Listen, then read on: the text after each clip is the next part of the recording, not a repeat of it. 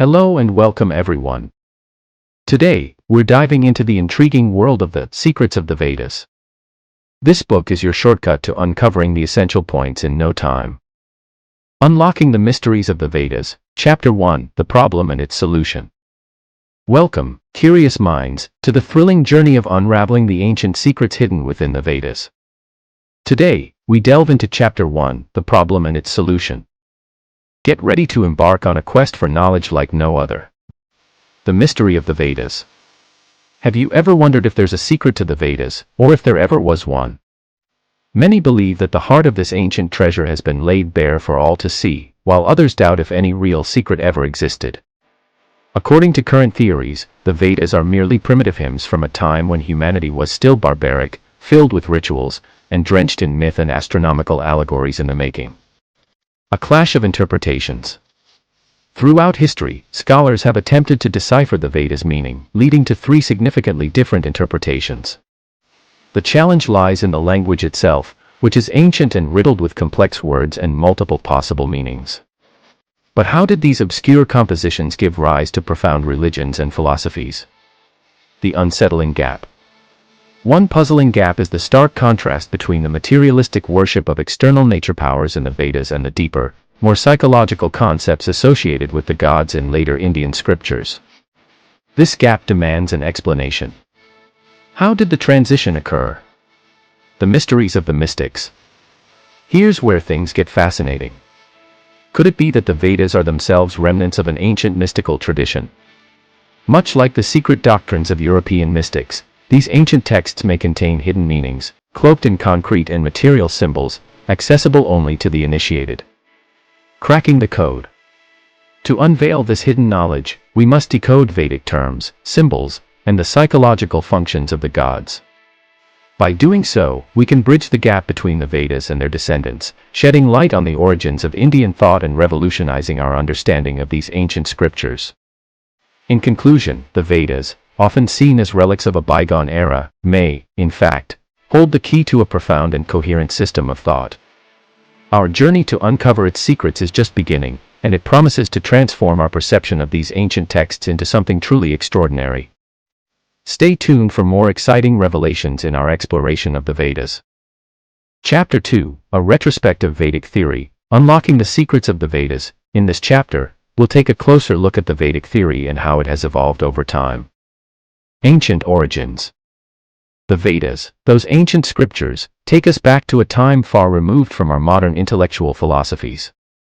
Imagine an epoch where thought didn't follow the same logical reasoning we use today, and language wasn't constrained by our contemporary modes of expression. The sages of that era depended on inner experiences and the intuitive mind for knowledge beyond ordinary human perception and daily life. The concept of revelation. Indian tradition has preserved the origins of the Vedas, portraying the rishi as not merely composing hymns but as the seer of eternal truths and impersonal knowledge. The language of the Veda itself is Smriti, a rhythm not crafted by intellect but heard, a divine word resonating from the infinite to the inner audience of a prepared individual. The very terms, Dr. Sti, sight, and Smriti, hearing, in Vedic expressions signify revelatory knowledge and the content of inspiration. In the Vedic notion of revelation, there's no hint of the miraculous or supernatural. Rishis developed these faculties through progressive self-cultivation. Knowledge was a journey, a reaching, a winning. Revelation was the prize of a final victory. The Vedic path is depicted as a journey where the soul advances and ascends, acquiring new vistas of power and light through heroic spiritual efforts. The evolution of Vedic thought. From a historical perspective, the Rig Veda marks significant human progress achieved through distinct means during a particular phase of collective evolution.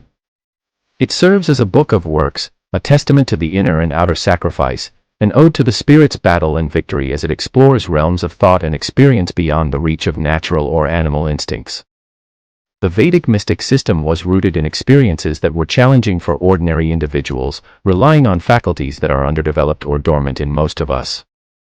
Over time, fatigue and relaxation periods set in, during which ancient truths would be partially lost. As the sacrifice's material aspects overshadowed the inner knowledge, the symbolic rituals became stifling. Vedic worship was obscured by myth and ritual, causing the power of the symbolic ceremony to wane.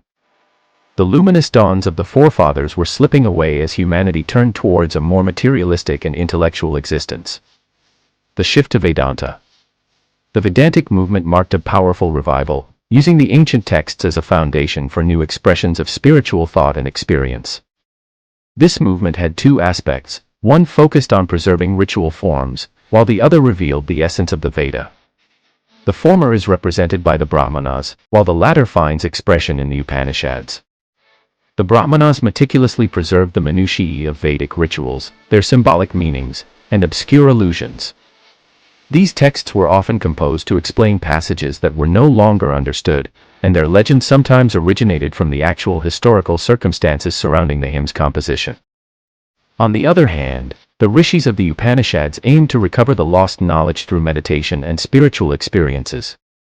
They used Vedic mantras as a basis for their insights but expressed these insights in more accessible terms for their contemporaries. The transformation continues.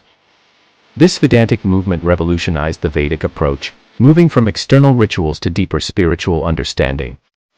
The balance between the inner and outer, material and spiritual, shifted, eventually leaning toward asceticism and renunciation. Chapter 3: Modern Theories. In this chapter, we dive into the fascinating world of modern theories about the Vedic scriptures. These ancient texts have long been shrouded in mystery, but over the centuries, scholars and thinkers have attempted to unlock their secrets. What's particularly intriguing is how the curiosity of foreign cultures eventually broke through the rigid interpretations of Sayana, who had fixed the Vedic ritual's meaning. European scholarship, characterized by bold speculation and ingenious flights of fancy, tackled the Vedic texts.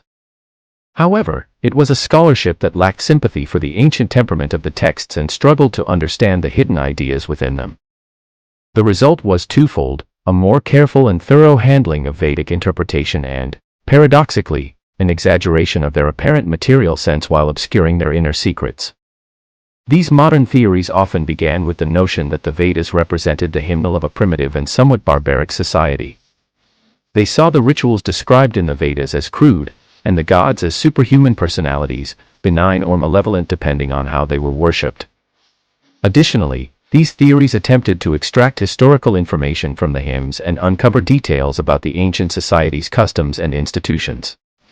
Moreover, these interpretations often emphasized the naturalistic elements in the Vedic hymns, drawing parallels with various nature powers and constructing elaborate theories about the sun and stars. In this light, the Vedic hymns were seen as a mix of superstition and poetry, with an important astronomical component. However, more recent knowledge has challenged these early theories. We now understand that advanced civilizations existed in various parts of the world, including China, Egypt, Chaldea, Assyria, Greece, and India, thousands of years ago. This challenges the idea that Vedic culture was primitive. Moreover, the distinctions drawn between Aryan and non-Aryan in the Vedas appear to be more about cultural differences than racial ones.